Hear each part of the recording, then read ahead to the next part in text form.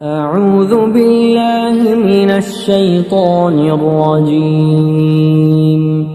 بسم الله الرحمن الرحيم. اقترب للناس حسابهم وهم في غفلة معرضون. ما يأتيهم من ذكر من ربهم محدث إلا استمعوه وهم يلعبون.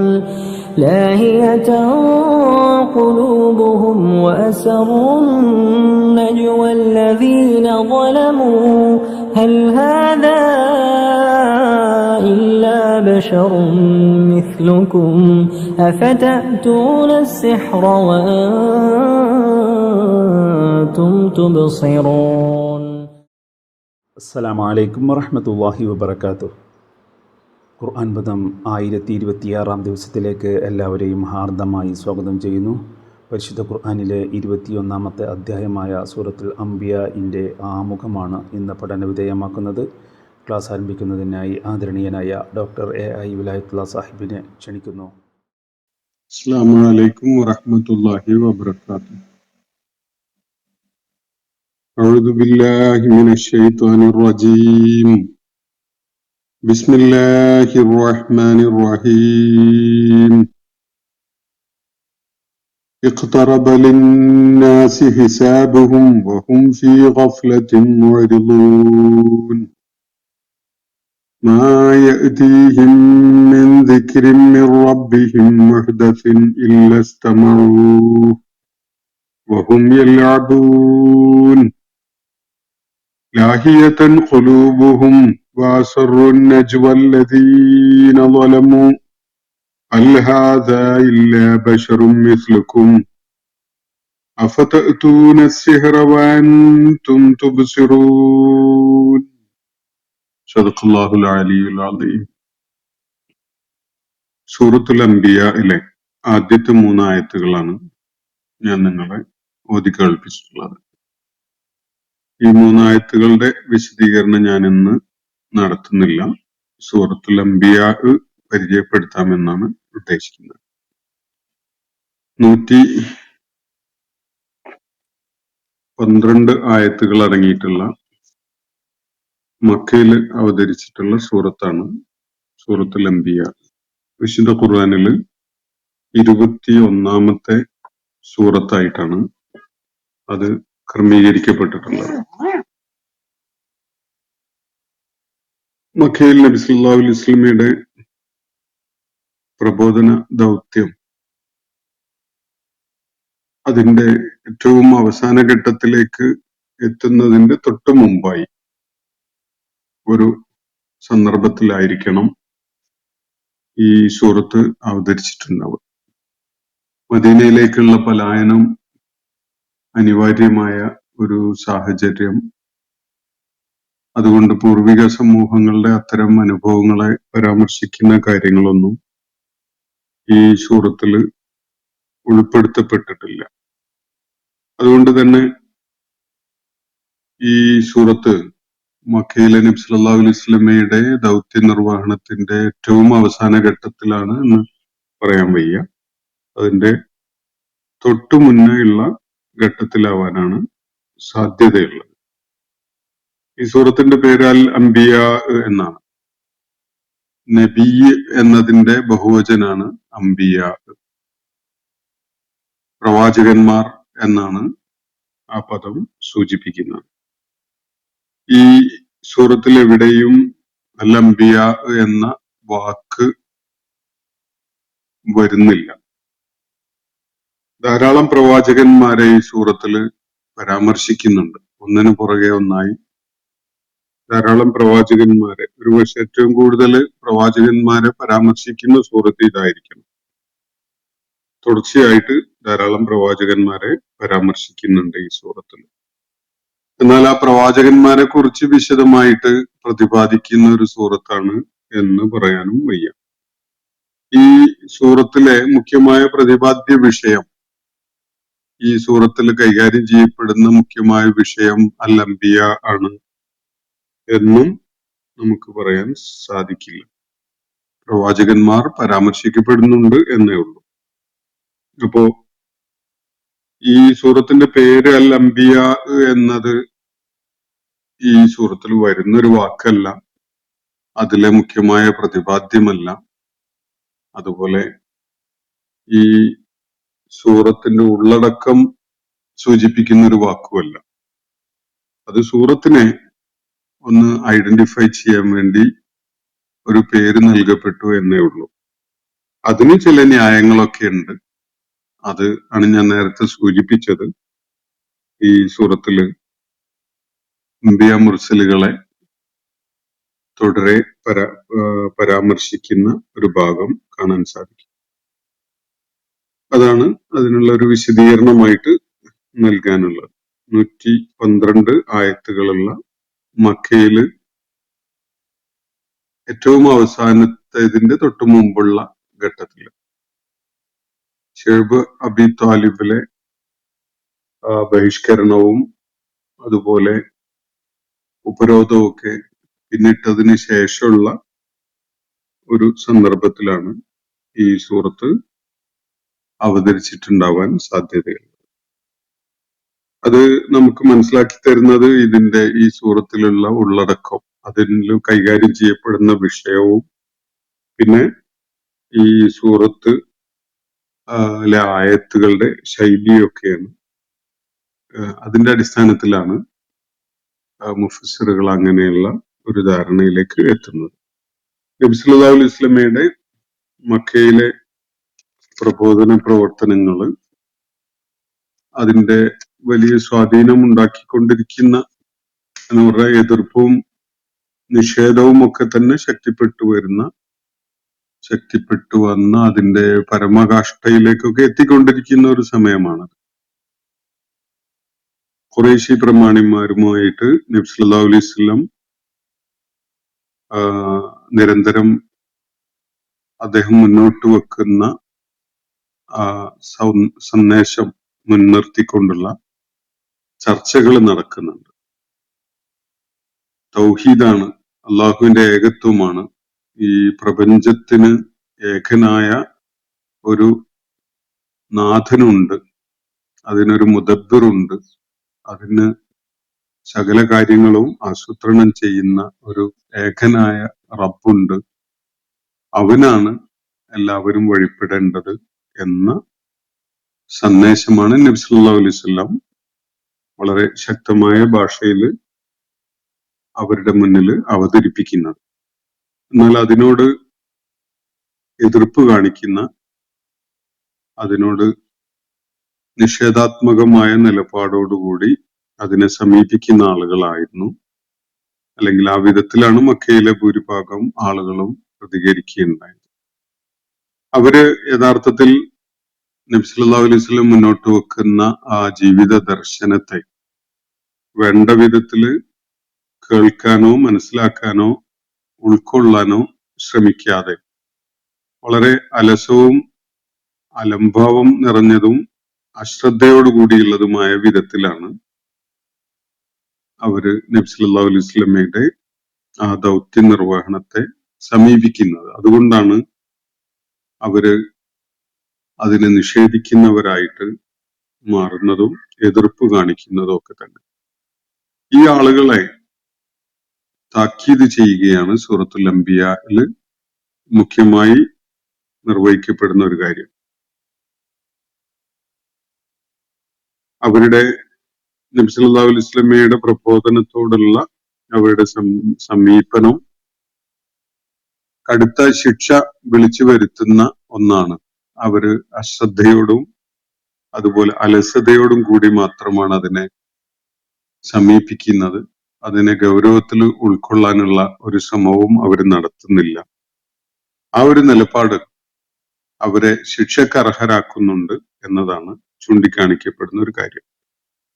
നബി സല്ലല്ലാഹു അലൈഹി വസല്ലമയെ അവര് തങ്ങളുടെ സമൂഹത്തിലേക്ക് വന്നുപെട്ട ഒരു വിപത്തായിട്ട്, തങ്ങൾക്ക് സംഭവിച്ച ഒരു ശാപമായിട്ടാണ് പലപ്പോഴും പരാമർശിച്ചു കൊണ്ടിരുന്നത്. ഞങ്ങളെല്ലാവരും ഇവിടെ സ്വരച്ചേർച്ചയിൽ കഴിഞ്ഞുകൂടിയിരുന്നവരാണ്. അതിനിടയിലാണ് ഇങ്ങനെ ഒരാൾ വന്നിട്ട് ഇവിടെ വലിയ വിള്ളൽ ഉണ്ടാക്കിയിട്ടുള്ളത്.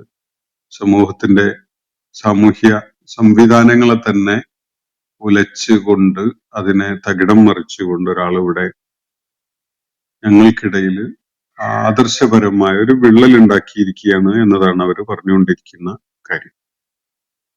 നബി സല്ലല്ലാഹു അലൈഹി വസല്ലമയെ അവര് തങ്ങൾക്ക് സംഭവിച്ച ഒരു ശാപം അല്ലെങ്കിൽ തങ്ങളിലേക്ക് പെട്ട ഒരു വിപത്ത് എന്നൊക്കെയുള്ള നിലക്കാണ് നോക്കിക്കാണുന്നത് ആ ഘട്ടത്തിൽ.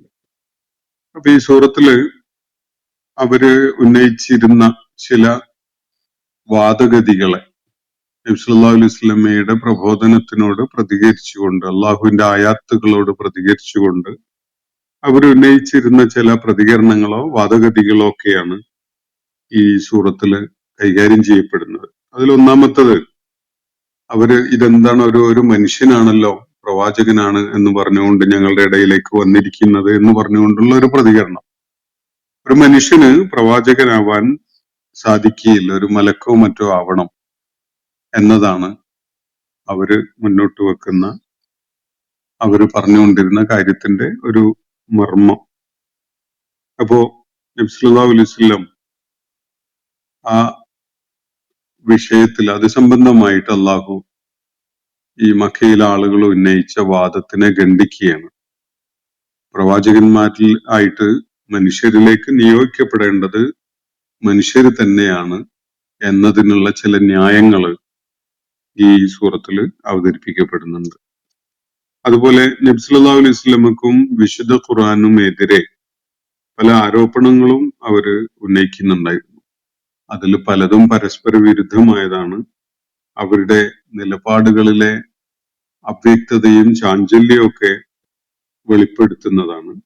അതുപോലെ അങ്ങനെയുള്ള സംഗതികളുടെ ഒരു പശ്ചാത്തലത്തിൽ അതിനെക്കുറിച്ച് പരാമർശിച്ചുകൊണ്ട് വളരെ ശക്തമായ താക്കീതും അതുപോലെ അർത്ഥഗർഭമായ ശൈലിയിലുള്ള പ്രതികരണവും ഒക്കെയാണ് ഇവിടെ അത് സംബന്ധമായിട്ട് ഈ സൂറത്തിൽ നൽകപ്പെടുന്നത്. അപ്പോ പറഞ്ഞു വന്നതിന്റെ ചുരുക്കം, മക്കയിൽ നബി സല്ലല്ലാഹു അലൈഹി വസല്ലം 13 വർഷക്കാലം എടുത്തുകൊണ്ട് നിർവഹിച്ച പ്രബോധന ദൗത്യം, അദ്ദേഹം മുന്നോട്ട് വെച്ച ആശയങ്ങൾ, അള്ളാഹുവിന്റെ ഏകത്വവും അതുപോലെ തന്നെ റിസാലത്തും ആഖിറത്തും അതിനോട് ചേർന്ന് വരുന്ന വിഷയങ്ങളൊക്കെ തന്നെ അവിടെയുള്ള ഒരുവിധം എല്ലാ ആളുകളുടെയും കാതുകളിൽ എത്തിയിട്ടുണ്ട്. അവരതിനെക്കുറിച്ച് മനനം ചെയ്യുന്നുണ്ട്, അതിനെക്കുറിച്ച് പ്രതികരിക്കുന്നുണ്ട്, അവര് ആക്ഷേപങ്ങൾ ഉന്നയിക്കുന്നു, വിമർശന സ്വരങ്ങൾ കേൾക്കാനാവുന്നു, അവരതിനോട് അനുകൂലമായിട്ട് പ്രതികരിക്കുന്നവര് ചിലരൊക്കെ ഉണ്ടെങ്കിലും ഭൂരിഭാഗം പേരും അതിനോട് എതിർപ്പ് കാണിച്ചുകൊണ്ടുള്ള പ്രതികരണമാണ് നടത്തിക്കൊണ്ടിരിക്കുന്നത്. ഈ ഒരു സന്ദർഭത്തില് നബി സല്ലല്ലാഹു അലൈഹി വസല്ലം മുന്നോട്ട് വെച്ച ആശയങ്ങളുടെ ഒരു പെർഫെക്ഷൻ ഉള്ള വിധത്തിൽ അതിനെ അവതരിപ്പിക്കുന്നു എന്നതാണ് ഈ സൂറത്തിന്റെ ഒരു പ്രത്യേകത. അവര് ഉന്നയിച്ചിട്ടുള്ള ചോദ്യങ്ങൾക്ക് മറുപടി ആവുന്നുണ്ട്, അവരെടുക്കുന്ന നിലപാടുകളെ ശക്തമായ ഭാഷയിൽ നേരിടുന്നുണ്ട്. അവർക്ക് ഈ ഖുർആനെ വളരെ നിസ്സാരമായിട്ട് കണ്ടുകൊണ്ട്, മുഹമ്മദ് നബി സല്ലല്ലാഹു അലൈഹി വസല്ലമയെ നിസ്സാരമായി കണ്ടുകൊണ്ട് പ്രതികരിക്കുന്ന ആളുകൾക്ക് കടുത്ത ഭാഷയിലുള്ള താക്കീതും ശിക്ഷയെക്കുറിച്ചുള്ള മുന്നറിയിപ്പൊക്കെയും അതും ഈ സൂറത്തിൽ നൽകപ്പെടുന്നുണ്ട്. കേവലം വിനോദമായ ഒരു സംഗതിയാണ്, നമുക്കങ്ങ് ആസ്വദിച്ചു തീർക്കാം എന്ന നിലക്ക് ജീവിതത്തെ നോക്കിക്കാണുന്ന ആളുകൾക്ക് ഇതില് ആ സങ്കല്പത്തിന് തന്നെ കാറ്റിൽ പറത്തുന്ന വിധത്തിലുള്ള ഒരു വെളിപ്പെടുത്തൽ ഈ സൂറത്തിൽ നമുക്ക് കാണാൻ കഴിയും. ജീവിതം അങ്ങനെ കുറച്ചു കാലം ആനന്ദിച്ച് ഉല്ലസിച്ച് ആഹ്ലാദിച്ച് അങ്ങ് തീർക്കാനുള്ളതാണ്. അതിന് യാതൊരു അനന്തരഫലവും ഉണ്ടാവില്ല. അത് ഒരു ഘട്ടം എത്തിയാൽ അതങ്ങ് അവസാനിച്ചു പോകും, പിന്നെ ഒന്നുമില്ല.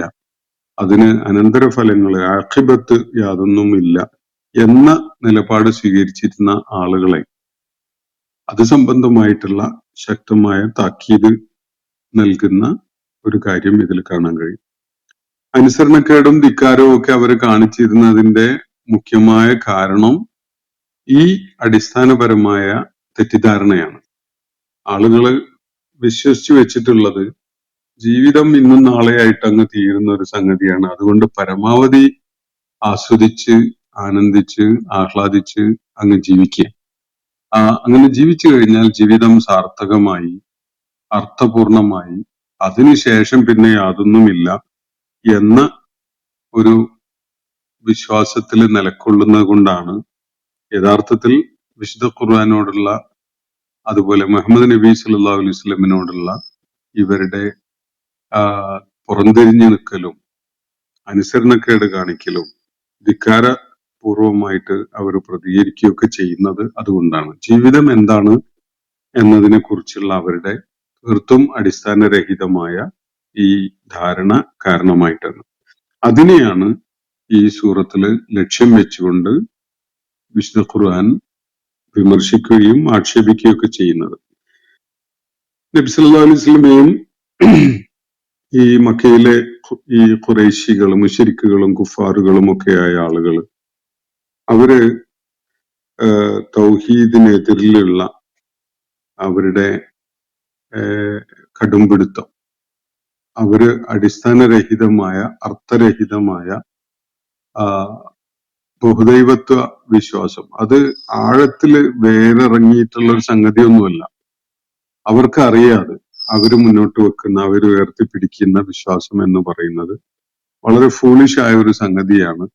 അതിന് ബുദ്ധിപരമായ അടിത്തറയില്ല, വളരെ അബദ്ധജടിലമായ ഒരു സംഗതിയാണ് എന്ന്. പക്ഷെ അതിനെ ബുദ്ധിപരമായി സമീപിക്കുന്നതിന് പകരം അവര് ഒരുതരം ദുർവാശിയോടും കടുംപിടുത്തത്തോടും കൂടി ആ നിലപാടിൽ നിലകൊള്ളുന്നു എന്നതാണ് ഇവിടെ മക്കയിൽ രൂപപ്പെട്ടിട്ടുള്ള ആ ഭൗതിക മണ്ഡലത്തില് അന്ന് അങ്ങനെ കത്തി നിൽക്കുന്ന ആ പ്രതിസന്ധി അല്ലെങ്കിൽ ആ ബുദ്ധിപരമായി ഉള്ള ഒരു ഇടച്ചില്, അതിന്റെ ഒരു അടിത്തറയായിട്ട് വർത്തിക്കുന്നത് അങ്ങനെ ഉള്ള ഒരു സംഗതിയാണ്. നബി സല്ലല്ലാഹു അലൈഹി വസല്ലം ഏറ്റവും പ്രൗഢഗംഭീരമായ ബുദ്ധിപരമായി ഏറ്റവും അടിത്തറയുള്ള ഒരു കാര്യം മുന്നോട്ട് വയ്ക്കുന്നു. അതിനോട് ഏറ്റവും ബുദ്ധിശൂന്യമായ വിധത്തിലുള്ള ഒരു സമീപനവും മക്കയിലെ പ്രബോധിത സമൂഹം സ്വീകരിക്കുന്നു എന്നതാണ് ഇവിടെ ഉടലെടുത്തിട്ടുള്ള ഈ വടംവലിയുടെ സംഘർഷത്തിന്റെ അടിത്തറ. അപ്പോ നബി സല്ലല്ലാഹു അലൈഹി വസല്ലമയെ തട്ടിപ്പുകാരനായിട്ട് ഒക്കെ തന്നെ അവര് പറയുന്നത്, വ്യാജനായിട്ട് അവര് പരിചയപ്പെടുത്തുന്നത്, പുറകെ നടന്നുകൊണ്ട് അങ്ങനെ നബി സല്ലല്ലാഹു അലൈഹി വസല്ലമയെ ശല്യം ചെയ്തുകൊണ്ടിരുന്ന ആളുകളുണ്ട്. അബൂലഹബിനെ പോലെയുള്ള ആളുകൾ അങ്ങനെയുള്ള കാര്യമായിരുന്നു ചെയ്തുകൊണ്ടിരുന്നത്. നിരന്തരമായി നബി സല്ലല്ലാഹു അലൈഹി വസല്ലമയെ വേട്ടയാടിക്കൊണ്ടിരിക്കുകയും അദ്ദേഹം ജനങ്ങളോട് സംസാരിച്ചു കൊണ്ടിരിക്കുമ്പോൾ അദ്ദേഹം കള്ളനാണ്, വ്യാജനാണ് എന്ന് സ്വന്തം പിതൃവ്യൻ തന്നെ പുറകെ നടന്ന് പറയുന്നൊക്കെ ഒരു സാഹചര്യം. അപ്പൊ ഇതാണ് യഥാർത്ഥത്തിൽ അങ്ങനെ പറയുന്ന ആളുകൾ വ്യക്തിപരമായ വിദ്വേഷം അടിസ്ഥാനരഹിതമായിട്ട് തന്നെ ഉണ്ടാക്കിയെടുക്കുകയും എന്നിട്ട് അത് വളർത്തിയെടുക്കുകയൊക്കെ ചെയ്തുകൊണ്ടുള്ള ഒരു സമീപനമാണ് സ്വീകരിച്ചിട്ടുള്ളത്. ആലോചനയോടുകൂടി ബുദ്ധി പ്രയോജനപ്പെടുത്തിക്കൊണ്ടുള്ള ഒരു നിലപാടായിരുന്നില്ല അവർ സ്വീകരിച്ചിരുന്നത് എന്നതാണ് ഏറ്റവും ശ്രദ്ധേയമായ ഒരു കാര്യം. അപ്പൊ ഈ അടിസ്ഥാനപരമായ ആശയങ്ങള് പരാമർശിക്കപ്പെട്ടതിന് ശേഷം ഈ സൂറത്തില് പ്രവാചകന്മാരുടെ ചരിത്രത്തിൽ നിന്ന്, അവരുടെ ചരിത്ര ഘട്ടങ്ങളിൽ നിന്ന് ചില കാര്യങ്ങള്, പ്രത്യേകിച്ച് ചില പ്രാധാന്യമുള്ള സംഭവങ്ങള് ചർച്ചയിൽ കൊണ്ടുവരുന്നുണ്ട്. മുഴുവൻ പ്രവാചകന്മാരും മനുഷ്യരായിരുന്നു എന്നതാണ് അവിടെ തെളിയിക്കപ്പെടുന്ന ഒരു കാര്യം, മുന്നോട്ട് വയ്ക്കപ്പെടുന്ന ഒരു പ്രധാനപ്പെട്ട ആശയം. മക്കക്കാര് കരുതിയിരുന്ന പോലെ ഒരു മനുഷ്യൻ പ്രവാചകനായിട്ട് മനുഷ്യ സമൂഹത്തിൽ വരുന്നതിൽ യാതൊരു അസ്വാഭാവികതയും ഇല്ല എന്ന് മാത്രമല്ല, മനുഷ്യ സമൂഹത്തിന്റെ വഴികാട്ടികളായിട്ട് കടന്നു വന്ന മുഴുവൻ പ്രവാചകന്മാരും മനുഷ്യര് തന്നെയായിരുന്നു എന്നതാണ് ഈ സൂറത്തിൽ തുടർന്ന് ശ്രദ്ധയിലേക്ക് കൊണ്ടുവരുന്ന പ്രധാനപ്പെട്ട ഒരു ആശയം. സാധാരണ മനുഷ്യര് തന്നെയായിരുന്നു അവര്. ദിവ്യത്വമുള്ള എന്തെങ്കിലും അസാധാരണത്വമുള്ള ആളുകളായിരുന്നില്ല. അള്ളാഹുവിന്റെ മുന്നില് സ്വന്തം ആവശ്യങ്ങൾ തന്നെ കൈനീട്ടി ചോദിച്ചുകൊണ്ടിരിക്കുന്ന ആളുകൾ, അങ്ങനെയുള്ളവരായിരുന്നു പ്രവാചകന്മാർ. ഏതെങ്കിലും വിധത്തിലുള്ള ദിവ്യന്മാരായിരുന്നില്ല. അവരെ അള്ളാഹു തെരഞ്ഞെടുത്തു, ഒരു ദൗത്യം നിർവഹിക്കാൻ വേണ്ടി നിയോഗിച്ചയച്ചു എന്നേ ഉള്ളൂ. അല്ലാത്ത യാതൊരു നിലക്കും അവര് വ്യത്യസ്തരായിരുന്നില്ല എന്നതാണ് ഇവിടെ ചൂണ്ടിക്കാണിക്കപ്പെടുന്ന ഒരു കാര്യം. പിന്നെ പ്രവാചകന്മാർക്ക് പ്രതിസന്ധികള്, വിപത്തുക്കളൊക്കെ നേരിടേണ്ടി വന്നിട്ടുണ്ട്. ശത്രുക്കള് അവരെ നശിപ്പിച്ചു കളയാൻ, അവരെ കൊന്നുകളയാൻ നിരന്തരം ശ്രമിച്ചുകൊണ്ടിരുന്നിട്ടുണ്ട്. അങ്ങനെയൊക്കെയുള്ള ഘട്ടങ്ങളില് ദൈവികമായ ഇടപെടലുകളും അദൃശ്യമായ സഹായവും അവർക്ക് വന്ന് കിട്ടിയിട്ടുണ്ട്. അള്ളാഹുവിന്റെ ഇടപെടലുകാരനായിട്ടുള്ള സഹായവും അതുപോലെ മുന്നേറ്റവും ഒക്കെ നേടാൻ അവർക്ക് സാധിച്ചിട്ടുണ്ട്. പിന്നെ എല്ലാ പ്രവാചകന്മാരുടെയും ദർശനം, മതം, വിശ്വാസം ഒന്നു തന്നെയായിരുന്നു എന്നതാണ് ഈ സൂറത്തിൽ ചൂണ്ടിക്കാണിക്കപ്പെടുന്ന ഏറ്റവും പ്രാധാന്യമുള്ള ഒരു കാര്യം. എല്ലാ പ്രവാചകന്മാരും മനുഷ്യരായിരുന്നു. അവരൊക്കെ തന്നെ സാധാരണ മനുഷ്യരുടെ പ്രത്യേകതകളൊക്കെ ഉണ്ടായിരുന്ന ആളുകളാണ്. ദൈവിക ദൗത്യം ചുമതലപ്പെടുത്തപ്പെട്ട് നിയോഗിച്ചയക്കപ്പെട്ടു എന്നതല്ലാത്ത പ്രത്യേകതകളൊന്നും അവർക്കുണ്ടായിരുന്നില്ല. അവരാരും തന്നെ ദിവ്യന്മാരായിരുന്നില്ല. അതേപോലെ തന്നെ എല്ലാ പ്രവാചകന്മാരും പഠിപ്പിച്ച കാര്യം, അവര് മുന്നോട്ട് വെച്ച സന്ദേശം ഒരേ ഒരു കാര്യം തന്നെയാണ്. അപ്പോ നിലവില് മനുഷ്യര് അവരുടെ കൺമുന്നിൽ കാണുന്ന വ്യത്യസ്ത മതങ്ങളോ, യഹൂദ മതം, ക്രൈസ്തവ മതം, സൊറാസ്ട്രിയൻ മതം, അങ്ങനെ ഹൈന്ദവ മതം, ഇങ്ങനെ ധാരാളം മതങ്ങളുടെ കാര്യത്തിലോ, ഇതൊക്കെ തന്നെയും ഈ പ്രവാചകന്മാര് പഠിപ്പിച്ച സന്ദേശങ്ങളുടെ വികലമാക്കപ്പെട്ട രൂപങ്ങളാണ്. മനുഷ്യര്, അവരുടെ അജ്ഞരായ മനുഷ്യര് അവരുടെ ഭാവനയില് രൂപകൽപ്പന ചെയ്തെടുത്ത ദൈവിക മതത്തെയും സന്ദേശത്തെയും വികലമാക്കിക്കൊണ്ട് അവർ രൂപപ്പെടുത്തിയെടുത്തിട്ടുള്ള മത ആശയങ്ങളാണ് ഈ കാര്യങ്ങളൊക്കെയും തന്നെ എന്നതാണ് ഖുർആൻ മുന്നോട്ട് വയ്ക്കുന്ന, ഈ സൂറത്തിൽ പ്രതിപാദിക്കുന്ന മുഖ്യമായൊരു കാര്യം. അത് വ്യതിയാനങ്ങളാണ്. മനുഷ്യൻ വ്യതിചലിച്ച് പോയ, ശരിയായ പാതയിൽ നിന്ന് വ്യതിചലിച്ച് അവര് പിന്നീട് നടന്ന ആശയങ്ങളാണ് അത്തരം മതങ്ങളും ദർശനങ്ങളും വിശ്വാസങ്ങളും ഒക്കെ എന്നതാണ് ചൂണ്ടിക്കാണിക്കപ്പെടുന്ന ഒരു കാര്യം.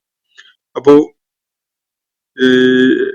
യഥാർത്ഥത്തിൽ മനുഷ്യനെ സംബന്ധിച്ചിടത്തോളം ജീവിത വിജയം കൈവരിക്കാൻ അവന്റെ മുന്നിലുള്ള ഒരേ ഒരു മാർഗം ഈ ദൈവിക സരണി പിൻപറ്റുക എന്നത് മാത്രമാണ്. ആദ്യത്തെ പ്രവാചകൻ മുതൽ അവസാനം മനുഷ്യരാശിയെ അഭിസംബോധന ചെയ്യുന്ന മുഹമ്മദ് നബി സല്ലല്ലാഹു അലൈഹി വസല്ലം എന്ന പ്രവാചകൻ വരെ പഠിപ്പിച്ച, മുന്നോട്ട് വെച്ച, അവർ ഉയർത്തിപ്പിടിച്ച ജീവിത ദർശനമുണ്ട്. ആ ജീവിത ദർശനം, ആ ദീൻ, അതിനെ അനുധാവനം ചെയ്യൽ മാത്രമാണ് മനുഷ്യനെ സംബന്ധിച്ചിടത്തോളം ജീവിതം വിജയമാക്കി മാറ്റുന്നതിനുള്ള ഒരേ ഒരു മാർഗം. ഇതാണ് ചൂണ്ടിക്കാണിക്കപ്പെടുന്ന ഒരു കാര്യം. അപ്പോ വിജയം അത് സ്വീകരിക്കുകയും അത് പിൻപറ്റുകയും ചെയ്യുന്നതിലാണ്. അവരാണ് പിന്നീട് അള്ളാഹുവിന്റെ ഈ ഭൂമിയെ അനന്തരാവകാശികളായിട്ട് ഏറ്റെടുക്കാൻ പോകുന്നത് എന്ന കാര്യം കൂടി ഖുർആൻ അവിടെ ചൂണ്ടിക്കാണിക്കുന്നുണ്ട്. ഈ ഭൂമിയെ മനുഷ്യനുള്ള പരീക്ഷണത്തിന്റെ കാലഘട്ടം കഴിഞ്ഞാൽ അള്ളാഹു മറ്റൊന്നാക്കി മാറ്റും എന്ന് ഖുർആൻ പറയുന്നുണ്ട്. എന്നിട്ട് ഈ ഭൂമിക്ക് ചില അവകാശികളെ അള്ളാഹു കൊണ്ടുവരും എന്ന് പറയുന്നുണ്ട്. അങ്ങനെയുള്ള അവകാശികളായിട്ട്, ഭൂമിയുടെ അനന്തരാവകാശികളായിട്ട് തെരഞ്ഞെടുക്കപ്പെടാൻ പോകുന്നത് അള്ളാഹുവിന്റെ ഈ പരീക്ഷണത്തിൽ വിജയിച്ച ആളുകൾ മാത്രമാണ് എന്നതാണ് ചൂണ്ടിക്കാണിക്കപ്പെടുന്ന കാര്യം. നിഷേധിച്ചവർക്ക് ഏറ്റവും അഭിശപ്തമായ ഒരു പരിണിതിയാണ് അവരെ കാത്തിരിക്കുന്നത്. ഈ ജീവിത ദർശനത്തെ, പ്രവാചകന്മാരൊക്കെയും തന്നെ പഠിപ്പിച്ച ജീവിത ദർശനത്തെ അവഗണിച്ചുകൊണ്ട്, അല്ലെങ്കിൽ അതിനെ നിസ്സാരമായി കണ്ടുകൊണ്ട്, അതിനെ നിഷേധിച്ചുകൊണ്ടൊക്കെ നിലപാടെടുത്ത ആളുകൾ, അവര് നിത്യതയുടെ ശിക്ഷയാണ്, ശാശ്വതമായ ഒരു പീഡനം ഏറ്റുവാങ്ങുന്ന അവസ്ഥയാണ് അവരെ സംബന്ധിച്ചിടത്തോളം ഉണ്ടാവുക. അള്ളാഹുവിന്റെ കാരുണ്യം കാരണമായിട്ട് മാത്രമാണ് അള്ളാഹു ഇതിനെക്കുറിച്ച് എല്ലാവർക്കും നേരത്തെ തന്നെ താക്കീത് നൽകുന്നത്. അള്ളാഹു റഹ്മാൻ ആയതുകൊണ്ടാണ് സകലർക്കും അള്ളാഹു മാർഗദർശനം നൽകാൻ, അല്ലെങ്കിൽ സ്വയം സന്മാർഗം സ്വീകരിക്കാനുള്ള അവസരം എല്ലാവർക്കുമായിട്ട് അള്ളാഹു ഒരുക്കുന്നത് അവന്റെ മനുഷ്യരോടുള്ള കാരുണ്യത്തിന്റെ കാരണത്താൽ മാത്രമാണ്. അവര് വഴികേടിലായി പിഴച്ച മാർഗത്തിലൂടെ സഞ്ചരിച്ചുകൊണ്ടിരിക്കുമ്പോൾ അവരുടെ മുന്നില് സത്യമാർഗം അവതരിപ്പിക്കുകയും അവർക്ക് താല്പര്യമുണ്ടെങ്കിൽ സത്യമാർഗത്തിലേക്ക് കടന്നു വരാനുള്ള ഒരു അവസരം അവർക്കായിട്ട് ഒരുക്കുകയും ചെയ്തിട്ടുള്ളത് ഈ കാരണത്താലാണ്. അള്ളാഹുവിന്റെ കാരുണ്യമാണ് അതിന്റെ പിന്നിൽ പ്രവർത്തിക്കുന്ന കാര്യം. അപ്പോ യഥാർത്ഥത്തിൽ ഈ ആളുകൾ നബി സല്ലല്ലാഹു അലൈഹി വസല്ലമയെ അവർക്കുള്ള ഒരു ശിക്ഷയായിട്ട്, അവർക്ക് വന്നുപെട്ട ഒരു വിപത്തായിട്ട് ആണ് കാണുന്നതെങ്കിൽ അതിന്റെ യാഥാർത്ഥ്യം നബി സല്ലല്ലാഹു അലൈഹി വസല്ലം അവർക്കുള്ള ഏറ്റവും വലിയ അനുഗ്രഹമാണ് എന്നത് അവർ തിരിച്ചറിയാതെ പോകുന്നു എന്നതാണ്. മൂഢജനങ്ങൾ, വിഡ്ഢികളായ ജനങ്ങൾ, ആലോചനയില്ലാത്തവര്, അവർക്ക് മാത്രമേ മുഹമ്മദ് നബി സല്ലല്ലാഹു അലൈഹി വസല്ലമയുടെ സാന്നിധ്യം അവരിൽ ഉണ്ടായത് ഒരു ശിക്ഷയായിട്ടും അതുപോലെ ഒരു വിപത്തായിട്ടും ഒക്കെ കാണാൻ സാധിക്കുകയുള്ളൂ. ചരിത്രത്തിലുടനീളം മുഹമ്മദ് നബി സല്ലല്ലാഹു അലൈഹി വസല്ലമയെ തിരിച്ചറിഞ്ഞുകൊണ്ട് തങ്ങളിലേക്ക് ദൈവികമായി നൽകപ്പെട്ടിട്ടുള്ള ഏറ്റവും വലിയ അനുഗ്രഹമാണ് ഈ വഴികാട്ടിയായി അവരിലേക്ക് വന്നിട്ടുണ്ടായിരുന്ന പ്രവാചകൻ എന്നത് തിരിച്ചറിഞ്ഞ ധാരാളം ആളുകള് മുഹമ്മദ് നബി സല്ലല്ലാഹു അലൈഹി വസല്ലമിന്റെ കാലത്തുണ്ടായിരുന്നു. അതിനുശേഷം ചരിത്രത്തിന്റെ പല ഘട്ടങ്ങളിലും ഉണ്ടായിട്ടുണ്ട്. ഇന്നും നിരന്തരം ആ തിരിച്ചറിവ് വെളിപ്പെടുത്തിക്കൊണ്ട് സത്യമാർഗത്തിലേക്ക് കടന്നു വരുന്ന ധാരാളം ആളുകൾ ലോകത്തിന്റെ പല ഭാഗങ്ങളിലും ഉണ്ട്. ഇതാണ് വസ്തുത. അപ്പോ ഞാന് സൂറത്തുൽ അംബിയാഇന്റെ ഉള്ളടക്കത്തിന്റെ ഒരു ഏകദേശ സംക്ഷിപ്തമാണ് നിങ്ങളുമായിട്ട് പങ്കുവച്ചിട്ടുള്ളത്. ഇന്നത്തെ സെഷൻ ഞാനിവിടെ അവസാനിപ്പിക്കുകയാണ്. സൂറത്തുൽ അംബിയയിലെ 1 മുതൽ 3 വരെയുള്ള ആയത്തുകൾ ഞാൻ നിങ്ങളെ കേൾപ്പിച്ചിരുന്നുവെങ്കിലും അതിന്റെ ചർച്ച ഇൻഷാ അല്ലാഹ് അടുത്ത ദിവസം മാത്രമേ ചെയ്യാൻ ഉദ്ദേശിക്കുന്നുള്ളൂ. ഈ സൂറത്ത് പരിചയപ്പെടുത്തുക മാത്രമാണ് ഇന്ന് ചെയ്തിട്ടുള്ളത്. അള്ളാഹു നമ്മെ എല്ലാവരെയും അനുഗ്രഹിക്കുമാറാവട്ടെ. വാഖിറു ദഅവാന അനിൽ ഹംദുലില്ലാഹി റബ്ബിൽ ആലമീൻ. അസ്സലാമു അലൈക്കും വറഹ്മത്തുള്ളാഹി വബറകാതുഹു. ഇന്നത്തെ ഖുർആൻ പദം ഇവിടെ സമാപിക്കുന്നു. ഖുർആൻ പഠനത്തിൽ പങ്കെടുത്ത എല്ലാവർക്കും അള്ളാഹു അർഹമായ പ്രതിഫലം നൽകി അനുഗ്രഹിക്കട്ടെ. വആഖിറു ദഅവാന അനിൽ ഹംദുലില്ലാഹി റബ്ബിൽ ആലമീൻ. അസ്സലാമു അലൈക്കും വറഹ്മത്തുള്ളാഹി വബറകാതുഹു.